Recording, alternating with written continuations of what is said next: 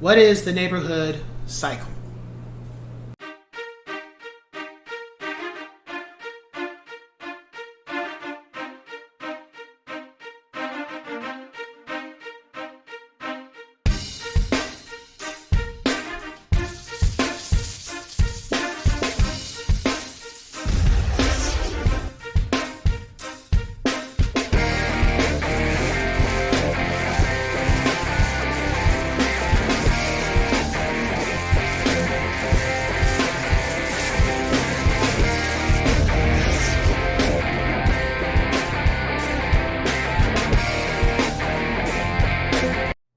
What's going on, ladies and gents in Cyberland? Coming back to another educational real estate video, and this time we're going to talk about the neighborhood cycle.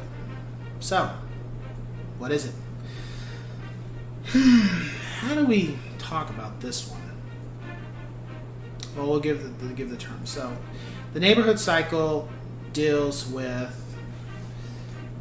development, stability, decline, and revitalization. Now, in layman terms, what exactly does that mean? Well,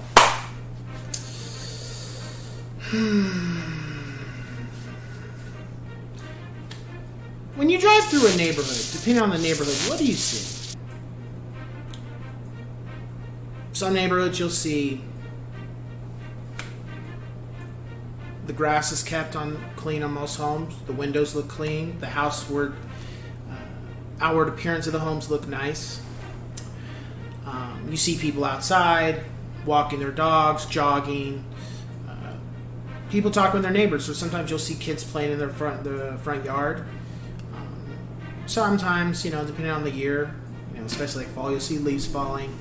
You won't see cracks in the ground, trees uprooting the streets. You won't see trash, or the roads need to be fixed. So that's one thing you'll see when you look at a home or look at a neighborhood. And then you'll go to some other neighborhoods where, unfortunately, you'll see some graffiti. You will see too many cars parked in the driveway, meaning the driveway has parking space for 2 cars and you see 3 cars. You see a car on the lawn. The grass isn't being upkept. The appearance of the homes don't look too good, or you'll see one home look great and then the homes next to it don't look like they're being taken care of. The street isn't being really maintained. Got a couple potholes. The sidewalks are kind of being uprooted. These are those things where you can tell the difference between a kept neighborhood and a neighborhood that's not really the focal point of the people there. You could say they don't care about the outward appearance of not only their home or their neighborhood. So a neighborhood cycle is kind of delves in that to where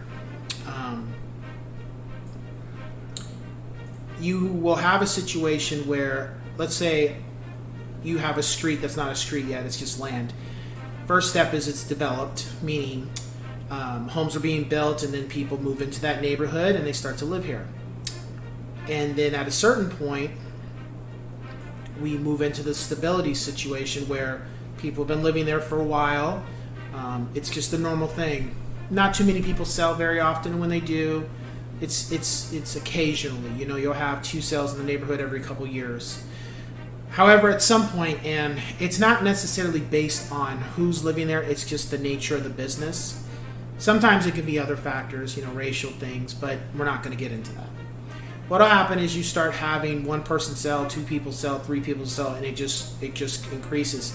And then you unfortunately have lower income start moving into the neighborhood because the value of the neighborhood's kind of going down, and that's what we call decline. And in the process of what happens with that is the neighborhood declines. Whereas before, the houses were all upkept, the grass was cut, the grass was watered, the streets were clean, there wasn't trash anywhere. Well, with the decline, you start having all those things. It's not the greatest thing I would like to talk about, because what I've seen with it, I've seen neighborhoods that I used to frequent younger, and some are still good, but you can tell there's been some changes, and not necessarily it happens in 10 years. Sometimes it can take 30, 40 years for these things to happen, where a neighborhood was, that was the spot to be at. You know, everybody wanted to be in that neighborhood, and now it's not that case anymore. And then we move towards the fourth stage of the neighborhood cycle, which is revitalization. What happens with that is now homes are either being torn down, or people are moving in and they're revitalizing it. They're bringing it back up to code. They're updating the homes to where little by little the neighborhood starts to look like originally what it was intended to be like. And this goes in a cycle. That's what I call a neighborhood cycle. It's just a question of what neighborhood does it happen to next. As far as I'm concerned, living in Long Beach, I can't recall the neighborhoods I did live in where it started to go like that yet. However, there is a neighborhood, I'm pretty sure, in Long Beach that went through that cycle, maybe before I was born. But I can't personally say I've experienced it just yet. I will say the only thing I've noticed that has changed was when I used to live in Signal Hill. The neighborhood was very tight. There wasn't a lot of homes, there was a lot of just land. And now, since that time, it is extremely changed to where it's almost like these homes are just all stacked on top of each other. And that's just my opinion. You know, other people feel like it's great. I prefer it not to be like that. But Signal Hill is still a great place to live. It's just, I prefer when it's really open and spacious. But it's neither. So anyway, if you have any questions or concerns, please let me know. But otherwise, I will catch you guys on the next one.